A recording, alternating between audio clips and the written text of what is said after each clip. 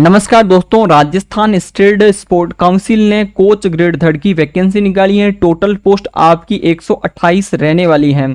Application mode आपका offline है, तो इस वीडियो में मैं आपको यही बताने वाला हूं कि दोस्तों आप ऑफलाइन फॉर्म इसका किस प्रकार से भर सकते हैं, क्या क्या कुछ आपको स्टेप बाय स्टेप कुछ नियम फॉलो करने होंगे। और आपको दोस्तों ऑफलाइन फॉर्म का पीडीएफ है, वीडियो डिस्क्रिप्शन बॉक्स में अवेलेबल है, वहां से आप डाउनलोड कर सकते हैं। सो मैं आपको स्टेप बाय स्टेप इसका ऑफलाइन फॉर्म भर के बताने वाला हूं, तो इसलिए आप इस वीडियो को लास्ट तक देखना। याद रखना दोस्तों, इसके जो ऑफलाइन आवेदन है वो आपके 1 अक्टूबर से शुरू हो चुके हैं और इसकी जो अंतिम तिथि है डियर फ्रेंड्स वो है आपकी 30 अक्टूबर।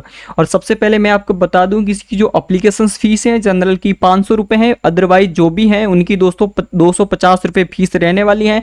आपको जो पेमेंट है दोस्तों वो क्या करना है कि किसी भी बैंक ब्रांच में चले जाना है, वहां आपको डीडी के माध्यम से कैटेगरीज वाइज आपको पेमेंट करना होगा। और प्लस दोस्तों पेमेंट करने के बाद में आपको ये फॉर्म फिलअप करना होगा ऑफलाइन, प्लस उसके साथ में कुछ डॉक्यूमेंट है वो अटैच करने होंगे जो भी आपके इसमें रिक्वायर्ड है। और उसके बाद उसके साथ साथ में आपने जो भी पेमेंट किया है उसकी रिसिप्ट भी आपको दोस्तों उस लिफाफे के अंदर आपको अटैच करनी होगी। उसके बाद में दोस्तों मैंने एक एड्रेस बता के रखा है, वहां पे दोस्तों इसका जो हेड ऑफिस है जयपुर में, वहां पे आपको बाई पोस्ट ऑफिस के जरिए भेज देना होगा। सो सबसे पहले देख लेते हैं कि आपको दोस्तों इसका जो ऑफलाइन आवेदन है किस प्रकार से फॉर्म फिलअप करना है वो मैं आपको बताता हूं। ठीक है दोस्तों, ये आपका ऑफलाइन फॉर्म है, पीडीएफ आपको वीडियो डिस्क्रिप्शन बॉक्स में अवेलेबल है। देखिए दोस्तों, यहाँ पे कुछ इंपॉर्टेंट आपको निर्देश दिए हुए हैं फॉर्म फिलअप करने से पहले। सबसे पहले बताया जा रहा है कि दोस्तों आपको जो फॉर्म फिलअप करना है वो कैपिटल लेटर में करना है और इंग्लिश में ही करना है। ठीक है, हिंदी में यहाँ पे आपको नाम नहीं लिखना है।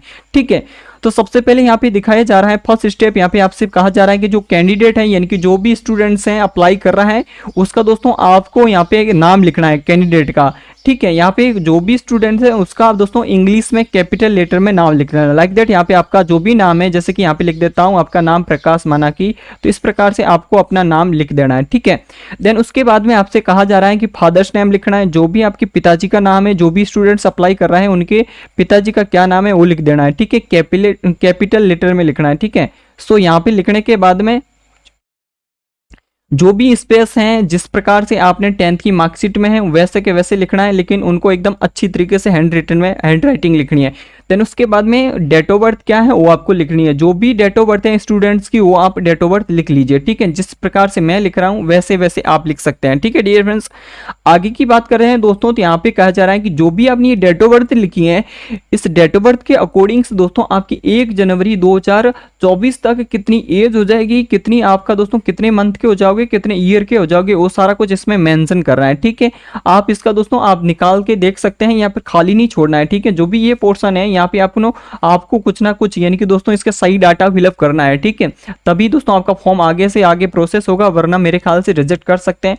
याद कर लेना दोस्तों, ऑफलाइन फॉर्म की एक खासियत होती है कि आपने कुछ भी गलत डाटा डाला तो आपका समझ लो यहाँ पे रिजेक्ट कर दिया जाएगा। ठीक है, ऑनलाइन मोड में तो क्या है कि हमारे पास भी डाटा रहता है, ऑनलाइन भी डाटा रहता है और एक रिकॉर्ड रहता है, लेकिन आपने अगर यहाँ पे डाटा कुछ भी गलत डाल दिया फिर खाली छोड़ दिया तो उसका क्या है कि सीधा एक ही होगा कि आपका फॉर्म रिजेक्ट कर दिया जाएगा। इसीलिए दोस्तों आप ध्यानपूर्वक अपने फॉर्म को फिलअप करना है। देन उसके बाद में जो 5वां स्टेप है डियर फ्रेंड्स, उसमें आपकी कैटेगरीज भरनी है। कैटेगरीज में इस प्रकार का आपको राइट वाला चिन्ह लगाना है। अगर आप दोस्तों जनरल कैटेगरी से हैं तो आप यहाँ से टिक कर सकते हैं, अगर दोस्तों आप ओबीसी से हैं तो इस प्रकार से टिक कर सकते हैं। जो भी आपकी कैटेगरीज हैं उसके नीचे दोस्तों यहाँ पे आपको टिक कर देना है। ठीक है, देन उसके बाद में आपसे पूछा जा रहा है कि दोस्तों जो 6 नंबर पॉइंट है कि अगर आपके दोस्तों इसके अलावा अदर और भी अन्य कैटेगरी है तो यहाँ पे आप टिक कर सकते हैं। यदि दोस्तों आप स्पोर्ट पर्सन है तो स्पोर्ट पर्सन के नीचे यहाँ पे टिक कर दीजिए। उसके अलावा दोस्तों यहाँ पे अगर एक्स सर्विसमैन है तो यहाँ पे टिक कर सकते हैं। और यहाँ पे अगर दोस्तों यहाँ पे लेडीज की बात करें तो यहाँ पे फीमेल कैंडिडेट की बात करें तो अगर दोस्तों आप विधवा है तो नीचे यहाँ टिक कर दीजिए, या फिर दोस्तों आपको मतलब जो डाइवर्स है वहां पर भी आप टिक कर सकते हैं। अगर दोस्तों आप कुछ भी नहीं है तो यहाँ पे टिक कर दीजिए। नॉर्मल सा फीमेल कैंडिडेट है तो जनरल वाले पे नीचे टिक कर दीजिए। ठीक है, उसके बाद में जो आपका 7वां नंबर पॉइंट रहने वाला है दोस्तों, यहाँ पे बताया जा रहा है कि दोस्तों आरयू यानी कि RSSC यानी कि राजस्थान स्टेट जो स्पोर्ट काउंसिल है उसके आप रेगुलर एम्प्लॉयज हो या नहीं हो, तो अगर हैं तो आप यस करना है, वरना आप नो लिख दीजिए। ठीक है, यहाँ पे नो कर दीजिए। उसके बाद में आपसे पूछा जा रहा है आपका जेंडर क्या है, तो जेंडर जो भी है उसके मतलब टिक कर देना है कि आप फीमेल कैंडिडेट है या फिर मेल कैंडिडेट है। उसके बाद में आपको पोस्ट की डिटेल्स पूछ रहे हैं, तो आपका पोस्ट की डिटेल्स दोस्तों आपको इसका जो मतलब ऑफिशियल से नोटिस नोटिफिकेशन है उसमें आपको सारी पोस्ट दे रखी है। यानी कि दोस्तों आपको जो ये है ना कोच का फॉर्म भर रहे हो, 3rd ग्रेड कोच का फॉर्म भर रहे हो, तो आपको किस फील्ड का कोच बनना है। आप खो खो का कोच बनोगे, हैंडबॉल का है, उसके अकॉर्डिंग से यहाँ पे लिख दीजिए। जो भी आपकी मतलब कैटेगरीज हैं, जो भी आपने आज तक जो भी मतलब पढ़ाई की है, उसके अलावा जो भी किसी भी गेम्स में अगर जो आपने पार्टिसिपेट किया है उसका अगर जो सर्टिफिकेट है उसके अकॉर्डिंग से आप यहाँ पे गेम्स जिस भी गेम्स के आप कोच बनना चाहते हो यहाँ पे आप लिख दीजिए। ठीक है, उसके बाद में आपका जो अगला पॉइंट है उसमें बताया जा रहा है अप्लीकेबली। यहाँ पे बताया जा रहा है दोस्तों यहाँ पे कि आप मतलब जो भी है इंफॉर्मेशन दी हुई है फॉर्म में, जो भी फॉर्म में कुछ इंफॉर्मेशन मांग रहे हैं, अगर दोस्तों फुल फिलअप कर पा रहे हो कि नहीं कर पा रहे हो, तो अगर जो दोस्तों आप फुल फिलअप कर पा रहे हो तो यहाँ पे यस ही करना है। ठीक है, नो तो बिल्कुल नहीं करना है, यस कर देना है। ठीक है, ये मैं आपको एक डेमो पर्पज से बता रहा हूं, इसलिए आप अपना जो भी डाटा है सही डालने की कोशिश करें डियर फ्रेंड्स। उसके बाद में आपसे पूछा जा रहा है कि दोस्तों जो 11 नंबर पॉइंट है यहाँ पे पूछा जा रहा है कि आप किस मतलब यहाँ पे पूछा जा रहा है डियर फ्रेंड्स कि यहाँ पे name of the game for demo sessions. इसका मतलब क्या होता है, टेस्ट, यानी कि आपने मतलब किस प्रकार से टेस्ट दिया है। यहाँ पर आप इसका जो ऑफिशियल नोटिफिकेशन है उसमें डिटेल्स दे रखी है नोटिफिकेशन में, यहाँ पे वो आपके एक बार नोटिस पढ़ लेना ताकि आपको इजीली समझ में आ जाएगा। फिर उसके बाद में डियर फ्रेंड्स यहाँ पे जो 12वां स्टेप है, यहाँ से आपको क्या लगाना है, एक फोटो लगाना है। जो भी कैंडिडेट है यहाँ पे फॉर्म फिलअप करेगा उसका एक फोटो लगा देना है। उसके बाद में उसके पिताजी का नाम लिख देना है, जो भी खुद का स्टूडेंट्स का नाम लिखना है पहले तो, देन उसके बाद में लिखना है पिताजी का नाम।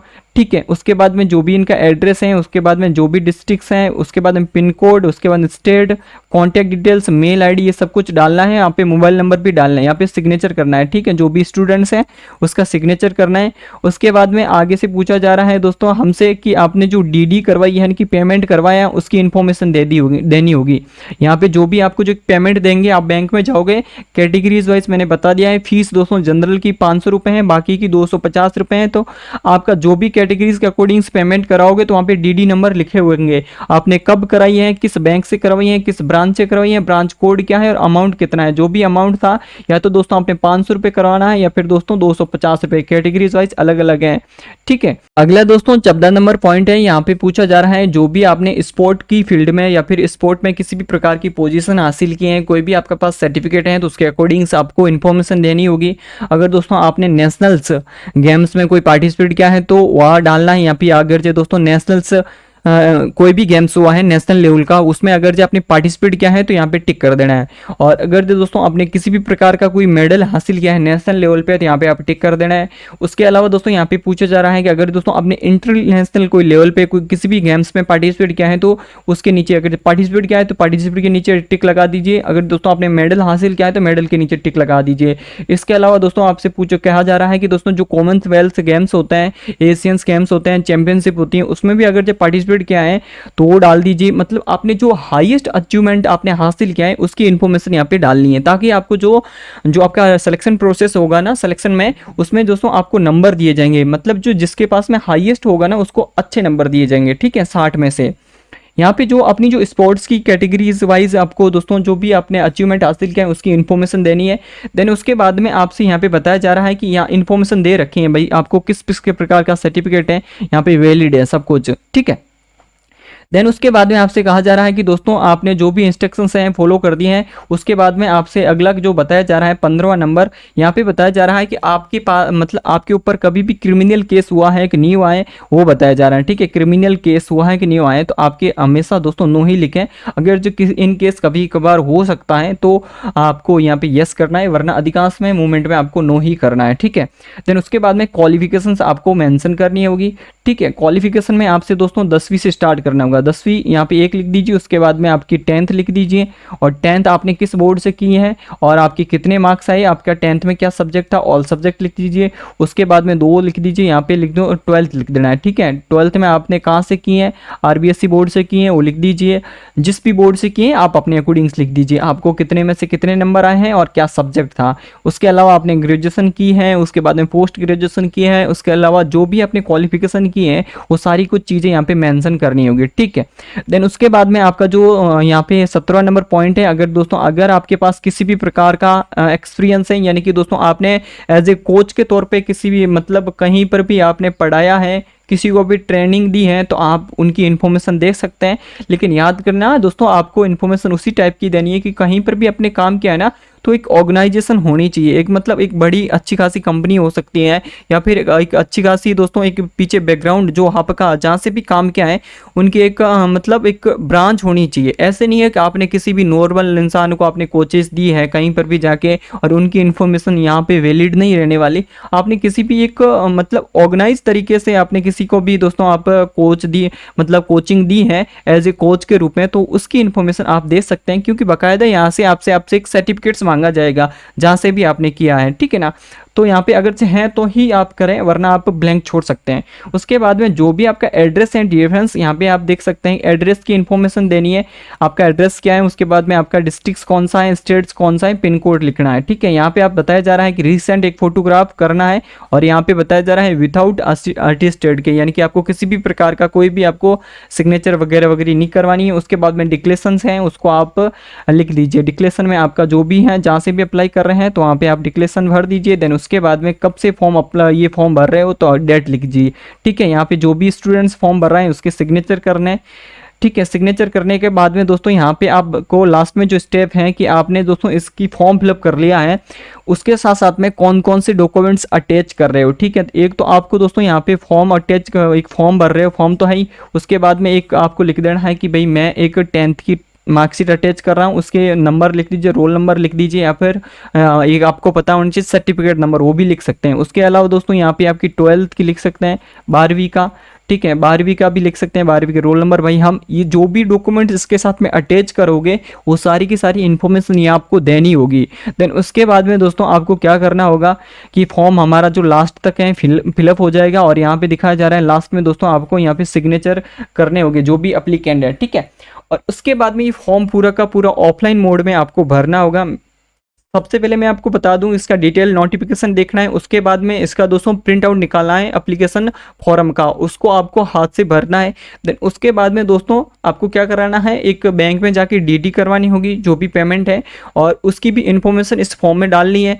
कहने का मतलब है कि एक offline form plus DD plus इसके साथ जो भी डॉक्यूमेंट्स हैं सारे के सारे डॉक्यूमेंट्स आपको लेकर आपको किसी भी दोस्तों पोस्ट ऑफिस में चला जाना है, ठीक है। वहाँ पे दोस्तों एक आपको मैंने एड्रेस बता दिया है, या फिर पिन कमेंट में अवेलेबल करा दूंगा जो भी इनका पोस्टल एड्रेस है, वहाँ पे दोस्तों इसका फॉर्म है ऑफलाइन मोड में, आपको पोस्ट ऑफिस के जरिए फॉर्म सबमिट कर देना होगा। सो माय डियर फ्रेंड्स, उम्मीद करता हूँ कि ये इन्फॉर्मेशन आपको अच्छी लगी होगी। अगर दोस्तों इस वीडियो के संबंध में आपकी किसी भी प्रकार की कोई भी डाउट है, कोई भी सवाल है, या फिर कोई भी सुझाव है, तो आप हमें बेझिझक हमारे व्हाट्सएप नंबर पर शेयर कर सकते हैं। और डियर फ्रेंड्स, आज के लिए इतना ही, मिलता हूँ एक नेक्स्ट बेहतरीन अपडेट के साथ, तब तक के लिए धन्यवाद।